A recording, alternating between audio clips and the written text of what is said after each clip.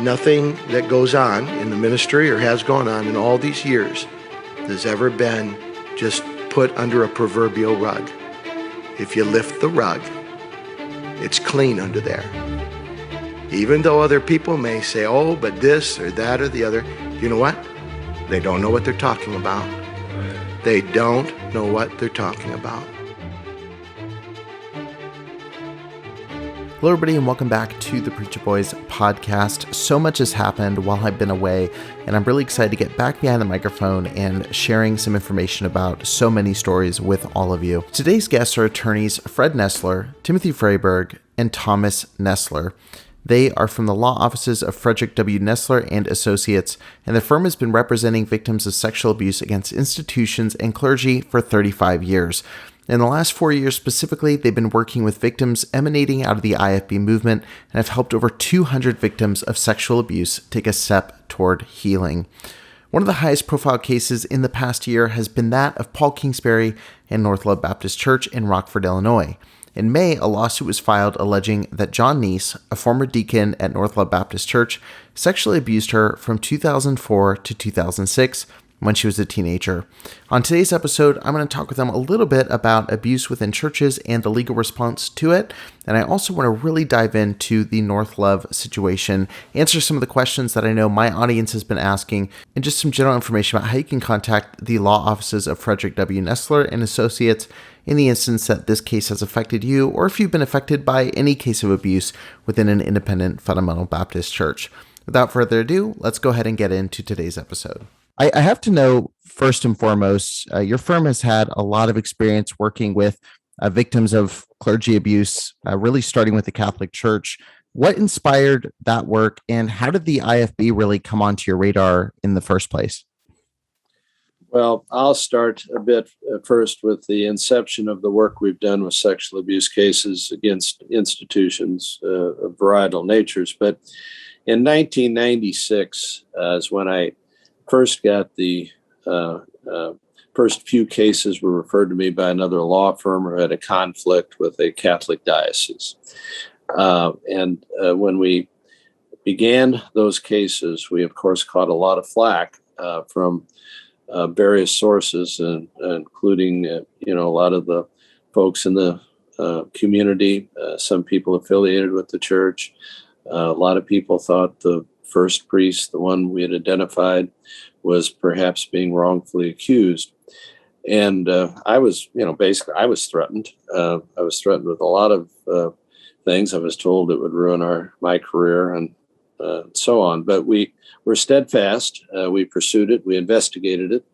Found out this particular individual had molested probably 50 kids or better that we know of. And as it turned out, at the end of it, he was laicized, or in other words, defrocked by the Pope. And we continued to pursue those cases, and still, into the last year or two, have had a couple of those cases pop up. Since then, we've handled these types of cases nationwide. I would say we're probably, maybe one of 20 firms nationwide that handles volumes of these cases. Tim started with me. How long ago, Tim, was that? 2004. 2004. I brought him along with these cases, in which he has become very good and very knowledgeable with now. Thomas is my son and our Florida partner, and manages our Florida offices. We have offices in Florida, Texas, Colorado, and 5 in Illinois. At any rate, as people came forward, many people were a bit reticent at first about sharing their story. They were somewhat intimidated by coming forward. But after we talked to folks and really went through the process with them, we advised, and they found out that bringing these cases and bringing them to a conclusion with compensation for the wrongs done to them has really put a lot of closure in place for many, many, many people. And we've found,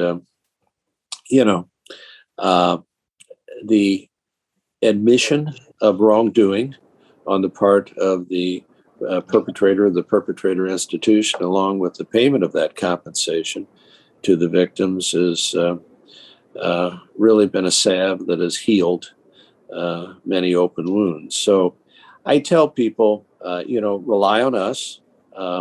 Let us take the brunt of the problems for you on our shoulders and undertake these cases. And the vast majority resolve in settlement, either individual settlements or through a mediated process. We file some, most certainly, and we've filed a group that we'll talk about in this podcast. But usually after that, and after some discovery and investigation, these cases come to resolution. In certain types of cases, with certain judicial formats, we can sometimes use a John Doe. That isn't always a given, but it's at least in the realm of possibility. Some people want to use their names and go straight forward and get it out, so to speak. But right. Having said all that, we're very protective of our clients. We're very protective of their privacy. We're very protective of how we go about this and attempt to get resolution for them. Yeah. So having said all that, I tell people, if you would have told me now or in 1996 what I know now, I would have said, you're crazy. I can't believe people actually do that. But we have found many, many instances in different denominations. It started with the Catholic Church, and now it's spread not only to religious denominations, but certainly other private institutions. And having said that, I'm a strong Christian. I mean, I firmly, I'm very firm in my faith, but certainly predatory pedophilia or predatory behavior and sexual assault is not part of the Christian faith. It needs to be rooted out, stamped out, and put to bed. Yeah, I really appreciate the work you're doing, and obviously it puts a big target on your back. And I'm sure there's many Christians that go, why are you attacking the church? The reality is, for many who grew up in the church, it's a painful thing to see this happening, and we want to see it change. And I appreciate the work there. And the other thing I really appreciate is the fact that there's so many options for victims. I talked to a victim probably a month ago now, and one of the things she kept saying was, I want to go forward with charges. I want to go through the legal process, but I don't care about money. Like, I don't care about the financial side of it. And I love that you talked about the element of closure, hearing an admission of wrong. In many of these cases, as you're well aware, there's more than one victim. So it gives freedom to others to come forward. So I just love for our audience to be able to hear all the different options available to them and know that there are different paths they can take to see closure from these horrific cases. When I first undertook these cases, I went to my pastor, our founding pastor, and I said, I've never sued a church. And he said, in this type of situation, you need to root out the evil. And he said, I think you're doing a good work. And I will say, I'm a deacon at my church. I happen to be ordained in the particular denomination I come from. So, I take these things very seriously. And it is not to go after an institution. Most institutions are fine and do a very good job. But some where they have this, and you can say nothing more about it than this evil needs to be rooted out. Yeah, Thomas, I'd definitely be curious to know where the independent Baptist world came in. Obviously, that's the focus of my show. I have a lot of listeners who have experienced abuse or know someone who's experienced abuse within the independent Baptist movement. When did that first come onto your radar? And what was maybe the first case, if you can talk about it, that kind of brought light to this for you? Okay. Well, I joined the firm about 5 years ago. And inside the firm, I wanted to get involved with Tim and my dad, what they were doing with the clergy abuse. And just by happen chance, my dad, Fred, and I were sitting in a Sunday service, and a fellow that most people that listen to this podcast know was speaking, David Gibbs III, and we introduced ourselves to him. And now we have a great working relationship with him and his organization, NCLL.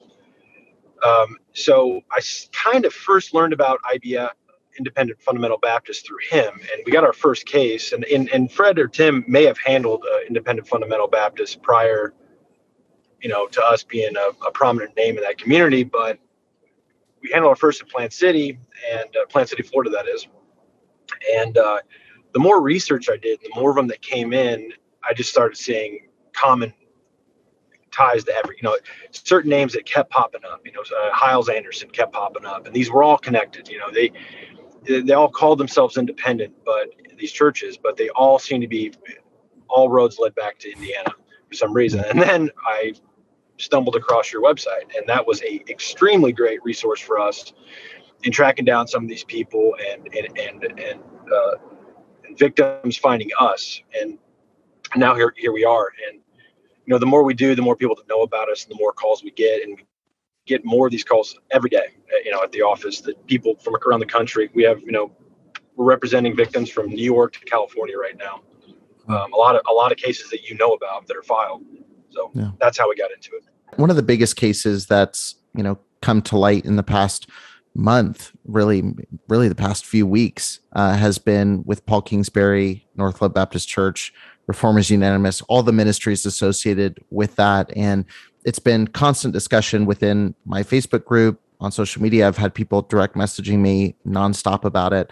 And I'm really excited to have you on, Tim. I know you're centered there in Rockford, and you're really taking this case kind of head on. In May, there was a lawsuit filed alleging that John Neese, who was the former youth pastor, was sexually abusing a teenage girl from 2004 to 2006.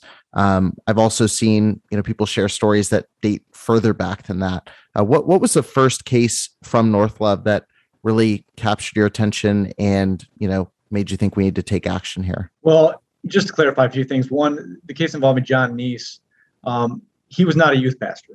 From my understanding of what we have, he was a deacon. He had some other roles within the church. I know he's youth pastor been stated several times, but I just want to correct that because I think Kingsbury talked about it in one of the sermons, and some of the newspapers have been catching flack for that as well. On Thursday of last week, someone sent me an article that would be appearing in the Rockford Register-Star on Friday. The article says lawsuit accuses former North Love youth pastor in Rockford of sex assault to minor. Okay. That's what the article says. It did come out on Friday. The author is a man. His name is Chris Green. He's a journalist. And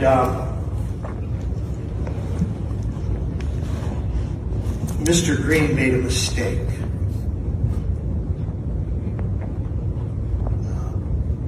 He erred for some reason. Fact checker, or just a simple phone call, wouldn't have taken very much time at all. I don't know where, well, I think I do, but I think I know where he got the idea, but this gentleman was never employed by North Love Baptist Church or any of our ministries. Never a youth pastor. Now, you and I know, here's how it goes in journalism today. Oftentimes, now maybe this is just an honest mistake. In fact, I wonder if he got 250 or you that are, well, they're not watching online now, are they, man? But if they got hundreds of, just folks that very kindly said, Mr. Green, and he's got on their website, he's got whatever it is, C Green and whatever. And they just said, I'm a member at North Love Baptist Church. It's just not true. And we would appreciate an apology in the same font. I do want to interject something into the normal flow of the episode that I think is important when speaking to this exact issue. So this is a situation where Paul Kingsbury knowingly withheld information. So he states that Chris Green from the Rockford, Illinois newspaper that published this article made a mistake and could have just made a simple phone call to Paul Kingsbury to ask him about it. And it was later confirmed by the reporter that he reached out to Paul Kingsbury twice by a phone call, and those calls were ignored. And this was screenshotted in a text message from the reporter. So you can see that here if you're watching the video, but if not, there are screenshots available on the North Love, Do Right North Love Facebook page. But it's definitely worth noting when examining what Paul Kingsbury is saying here about this situation. The case against Nice was the first one that we got involved with. Since that time, we've learned, as Tom's kind of alluded to, a lot of this is interconnected. And I grew up in Rockford, have lived here my whole life, except for when I was at school and a few years down in Springfield with Fred's office. But, I probably passed this church 100 times, never thought two things about it, didn't know there was a school there. I assume most other people in Rockford probably have the same thought about it. And I think the only recognition of RU is because Josh Duggar came to town, and that's apparently a big deal. So since we filed the case, we have since gotten more calls about this, and I've obviously had to do a ton of research revolving around Kingsbury and other individuals there who have been accused. I've probably talked to at least 10 to 12 different people who have had some involvement with North Love, and they all involve different individuals. I'm not going to go into those names, but there'll be 2 more lawsuits filed within the next month. And the common denominator in those cases is, we're not filing these cases against Kingsbury individually, but his name comes up time and time again as someone who was notified that these things were occurring and nothing happened. So, there's bad guys in every institution in the world. And the fact that they do something wrong while they're working for you or whatever the case might be, that's not necessarily a lawsuit. It becomes a lawsuit when you do nothing and you protect these guys and cover this stuff up. And that's what's problematic in these situations. That's the problem with North Love. They could have rooted these guys out, got rid of them, and moved on, but they didn't. They protected them, moved them to foreign countries or whatever the case might be. And, I really credit the individual who came forward and filed a lawsuit. I don't know if we're discussing her name or not, but I think she's going by Sarah in the local papers here. But I really credit her because, as Fred said before, a lot of these people think, it was just me. It was just my case. I'm the only one. And since then, like I said, we've gotten numerous calls, heard numerous stories, and more people are getting more confident, coming forward, willing to use their names in these lawsuits. And, it's created a avalanche of information coming forward. And the best part of all of it is, it's created change within the church. Kingsbury has resigned. Some individuals with RU have resigned. And I'm not saying that's going to change anything, but, hopefully it changes the culture of the church and puts them on notice that, hey, we need to protect kids in the future and do the right thing when it comes to allegations of abuse. You mentioned Kingsbury is not the direct focus of these lawsuits. And that was one thing I wanted to get clarity on. Who is the direct focus? And is Kingsbury, liable if he did find out about these? Obviously, he's a mandated reporter. Would this affect him legally? Is he a big part of that, or is it mainly on the ministry itself? North Love is the focus because North Love is the entity that employed all these individuals. So with a civil lawsuit, what we need is some kind of notice to the church that there was something going on and they failed to do it. That's how we're going after the church. We could sue these individuals and go after them directly, but there's no insurance. A lot of times individual people don't have any money. So if you get a judgment against them, you're never going to collect it anyway. So, Kingsbury as an agent of the church and, the man in charge, so to speak, he was the one with the duty to report these things and get these problems fixed. So he's not named in the lawsuit, but as the biggest mandatory reporter within that institution and mandatory reporting in Illinois, if you're working for that church, anyone from the janitor up to the head pastor is a mandatory reporter there. Yeah. So any agent that's notified, teachers, whoever else was involved with the school or the church, their failure to report is what puts North Love at risk in these lawsuits. Right.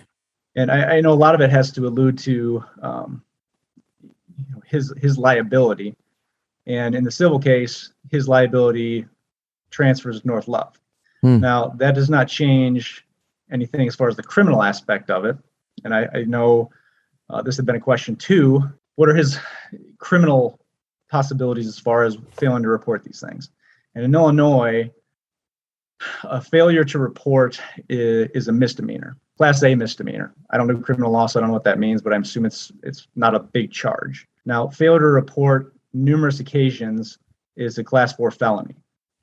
So, and then as far as if you're basically working for an institution and you're working in some kind of scheme to cover up to protect that institution, and a first time failure to report is a Class 4 felony, and multiple failures to report is a Class 3 felony. So whether or not there'd be any criminal allegations that could ever come forth against North Love, I definitely think that's a possibility.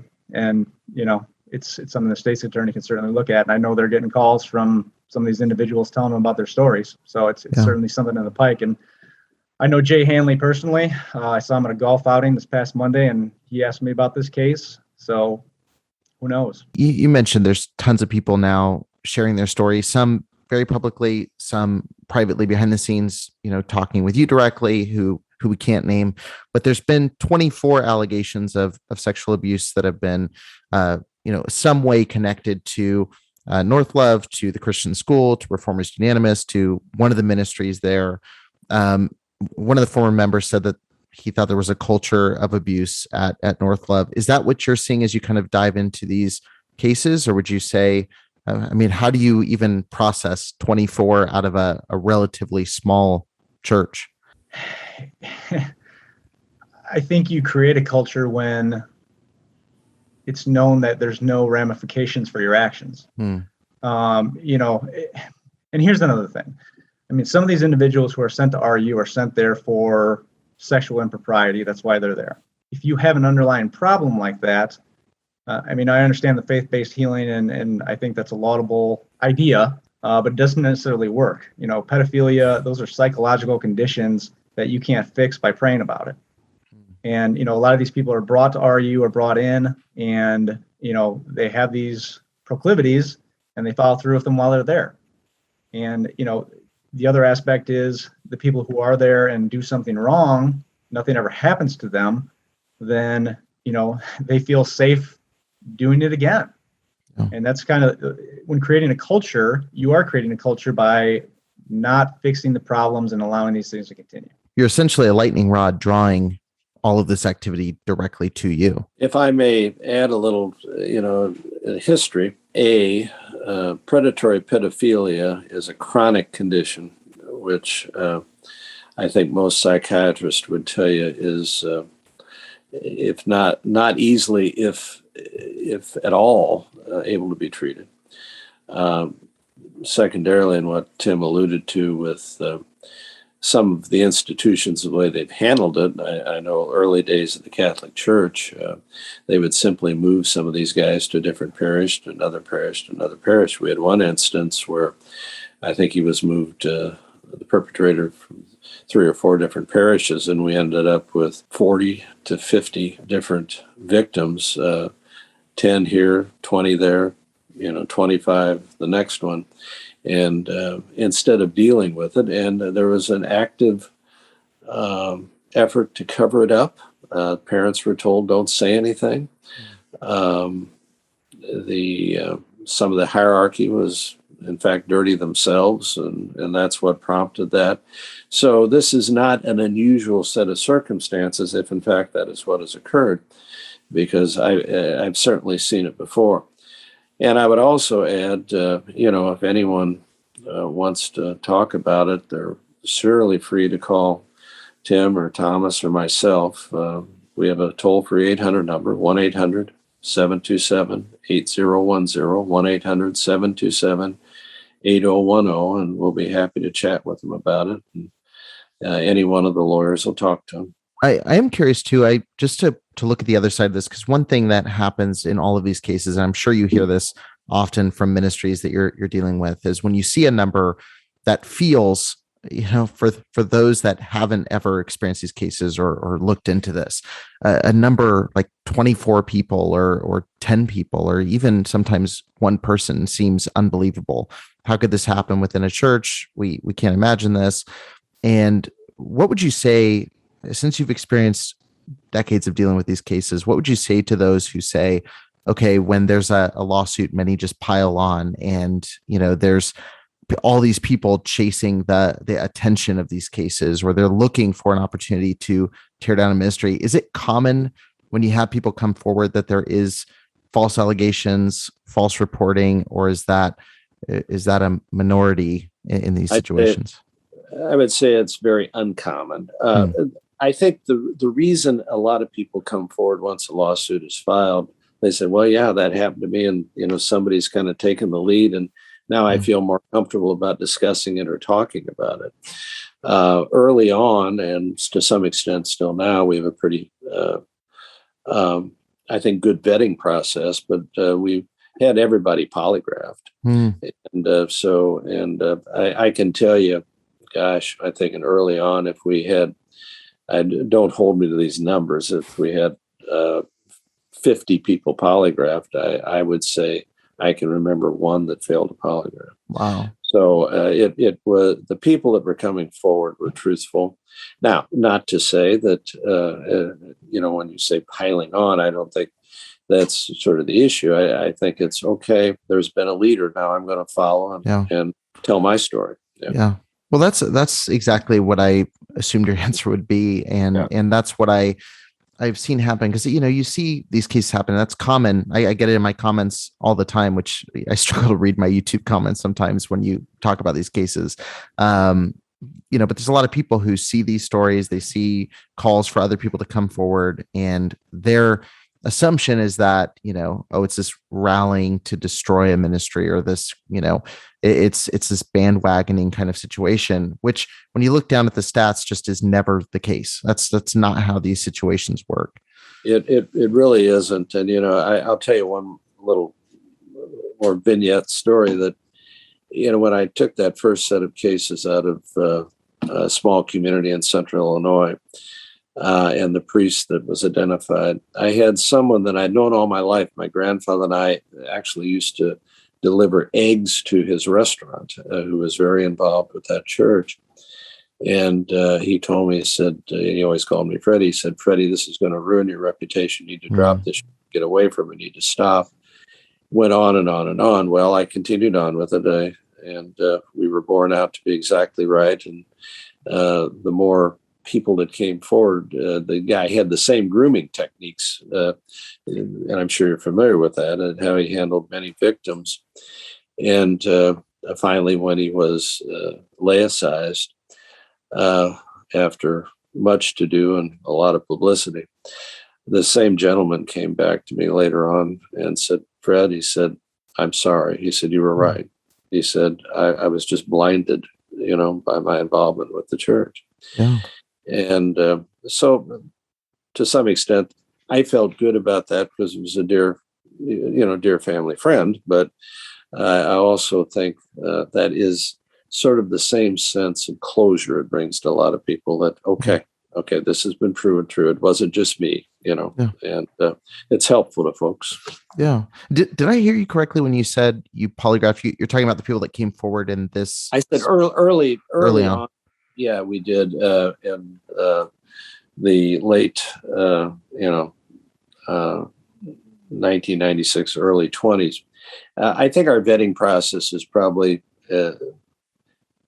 awfully good now, and we can kind of ferret that out. Now, not to say I wouldn't ask someone for a particular reason to be polygraphed, only because if you get some insurance company or some institution that is doubting the veracity of, I don't know, we haven't had many complaints about this person or that person, then we might use a polygraph to just say, well, look, it's born, even though that information, that the polygraph information would not necessarily be admissible in court, it's still widely accepted as, if you're telling the truth, you're probably telling the truth, unless you're, just such a pathological liar. You can fool a machine with very few, very, very, very few people. I'd say one in a couple 100,000 could. So sure. Yeah, that's helpful. So you mentioned Tim that there was a couple more lawsuits to be filed this month. Obviously, with 24 names, I'm assuming not all are going through the formal process of doing this. But what are the next steps involving North Love, and what can we expect to see in the coming months? Yeah, well, I was going to say I actually talked to a gal this morning, so that will be another one.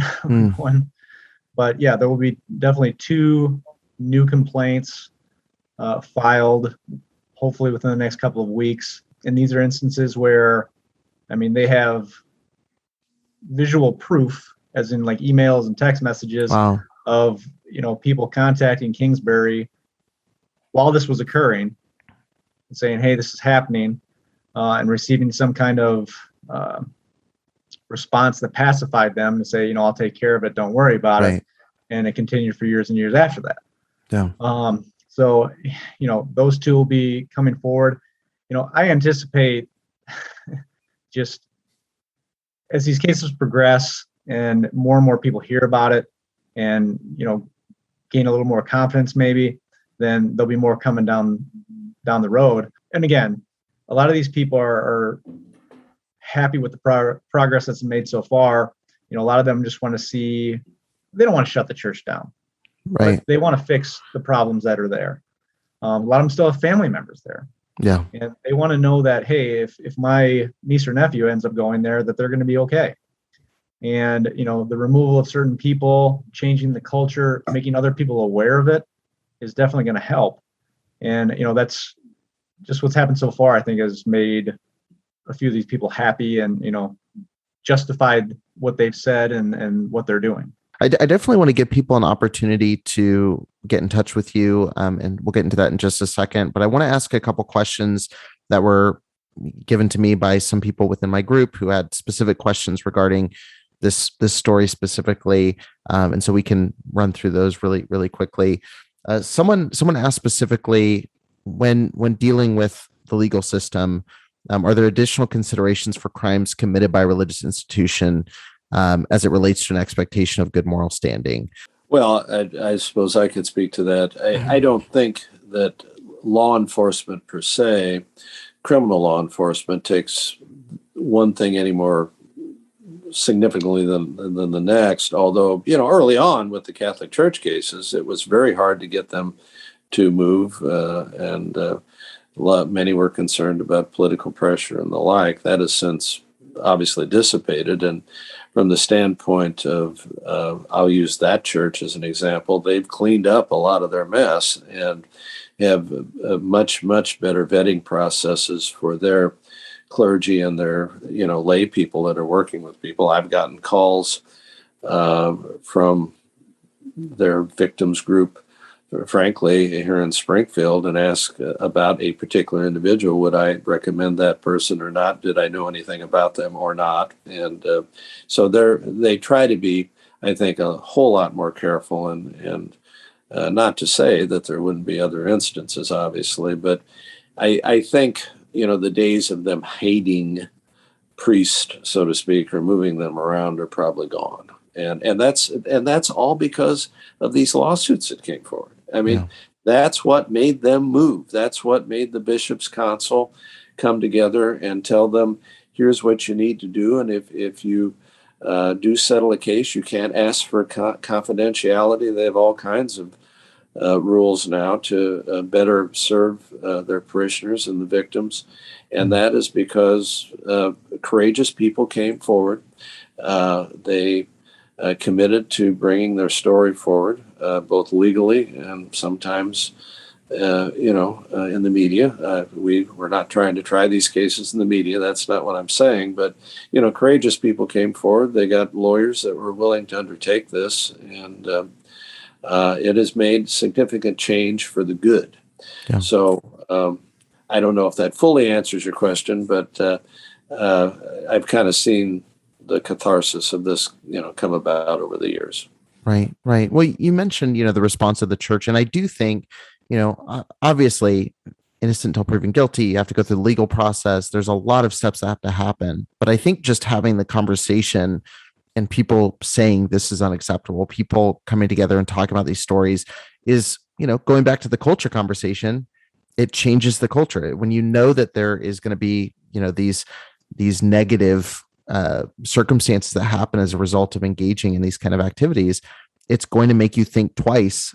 Even if you have the worst of intentions, you're going to think twice before engaging in some of these activities. And I think that's why it's important to keep talking about it, because silence isn't doing anybody any good except for the abuser. Another question that came in was, who bears the financial burden of a monetary judgment? It says if members stop attending and stop tithing, the money dries up. Who's responsible for providing the money? I know, Tim, you mentioned insurance. Would that be kind of the default for the ministry? Yes and no. I mean, it's tricky because a lot of these churches are insured for negligent acts. They're not insured for criminal acts. So, a lot of times there's coverage as far as their failure to report and their negligent hiring or retention of somebody. The issue we run into a lot of times is, sometimes we're dealing with allegations that, date back as far as 20, 30 years ago. Well, the church might not know who insured them in 1988. So that's a tricky portion of it. But so, yeah, I mean, if there's no insurance company, then the burden does fall to the church individually. But in addition to maybe having a judgment entered against you or trying to settle a case, you're, like you said, you're dealing with parishioners who are looking at this and saying, where's my money going? And I think that's another aspect of culture change is when, the coffers start drying up, the deacons look at it and say, okay, something's got to give. People aren't coming, people aren't tithing. Let's fix it so we can get back to the business at hand. So, I mean, people don't want to give money that they think is going to go to a lawsuit for paying for sexual abuse. And I would add to that to say that when we style these lawsuits, we try to be very particular about alleging the negligent acts that would be covered by insurance rather than acts which would be the criminal nature. So when you have a situation where a institution might hire somebody without appropriately vetting them or negligently hiring, or after that, negligently supervising that individual, and or after that, negligently disregarding notices that have come to them about this individual, then that gets in the realm of, and you cannot say categorically this will be absolutely insurance will cover this and absolutely this won't. But depending on the policy, generally speaking, that the negligent acts will be covered. And we are obviously cognizant of that when we're styling things. I want people to still tithe. I want people to still give. Now, in our particular, my own church, which has not had any of this problem, but it has prompted us, if we hire somebody in our church school, we run a background check. If we hire somebody that's going to deal with kids, we run a background check. We want to make sure as possible that these people have no pedophilia in their history or no criminal acts in their history or violence, what have you. And also, these sorts of suits have gone to prompt congregations and denominations to do that very thing, which is a very good, positive public policy result. I think we keep circling just the need for increased transparency, with ministries, when it comes to reporting, when it comes to dealing with these different topics. And I'll kind of close on this last question. Someone mentioned, there's a clip of Kingsbury talking about not sweeping anything under the rug, and many of the actions, that have taken place seem to indicate something else. There's been, like I mentioned, the resignation that seems very oddly timed, a lot of weird verbiage in the statements. And, when we think about this, when we think about ministries and how they respond to these cases, having dealt with hundreds of them at this point, what would you hope to see a ministry like North Love do when facing allegations like this? And how should any church respond to allegations like this of sexual abuse or physical abuse or even financial abuse? Well, the very first thing, I think any prudent denomination or congregation needs to do a very thorough internal investigation, internal vetting. And if they have any allegations against any individual, that individual needs to be thoroughly vetted and investigated before they're allowed to continue on in ministry. Mm-hmm. I know if something like that happened in our congregation, we'd immediately take them out until we were able to discern, is this a valid complaint or not a valid complaint? And I think that's the very first thing they should do. And then they should implement systems and procedures in hiring that are going to properly vet people as they come in. Do a background check. Find out. Do some interviews. When I worked in Washington for a couple of years. FBI came and did a background check and vetted me very thoroughly because they knew I would have, some security clearances, and talked to a lot of people that knew me in my youth and et cetera. So that sort of process, if you will, I think is very appropriate, very prudent. If we hire somebody here at our law office, we're going to try to check them out, do a background check, make sure we're hiring somebody that's honest and reliable. And then put those policies and procedures in place and follow them into the future. And then tell your congregation, hey, we've had this problem. We admit we've had this problem. We've rooted out the individuals that caused the problem, and now we've implemented procedures to prevent these problems from happening into the future.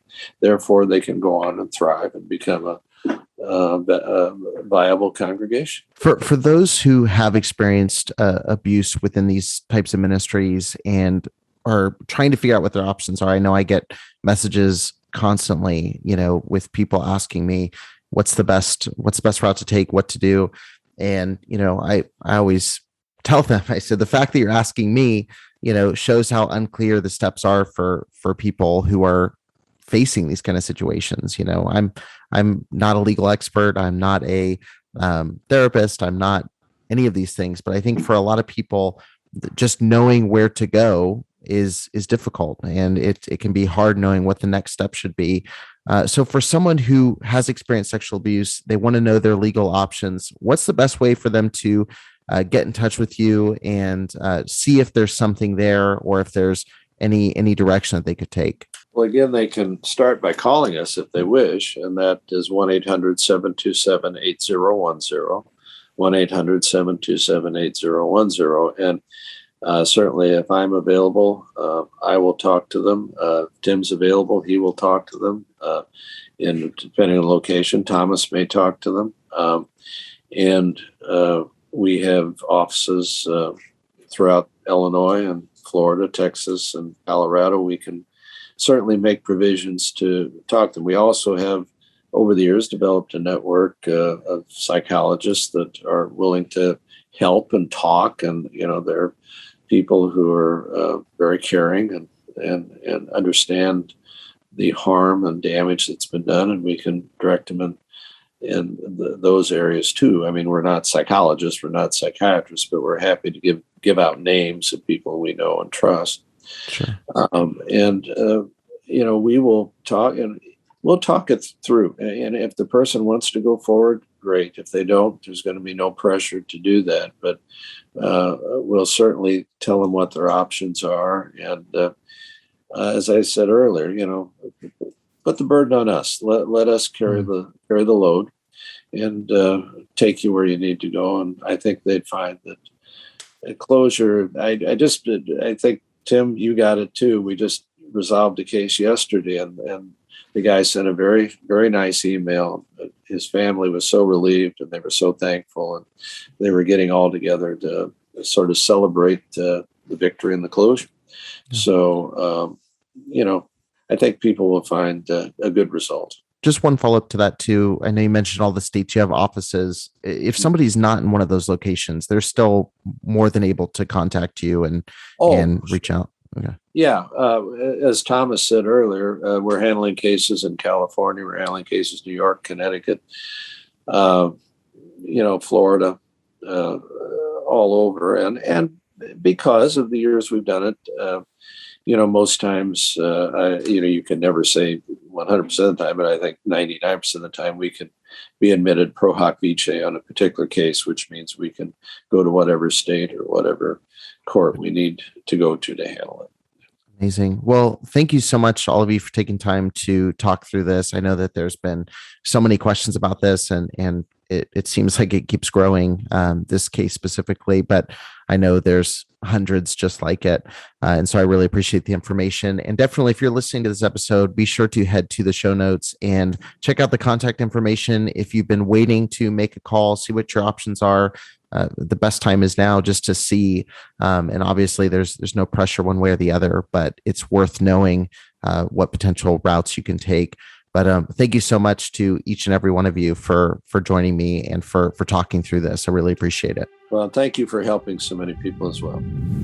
Thank you for listening to the Preacher Boys podcast. If you appreciated the content on the show, please leave a review on iTunes, and don't forget to connect with us on Facebook, Instagram, or Twitter with the handle @PreacherBoysDoc. Additional information can always be found on PreacherBoysDoc.com.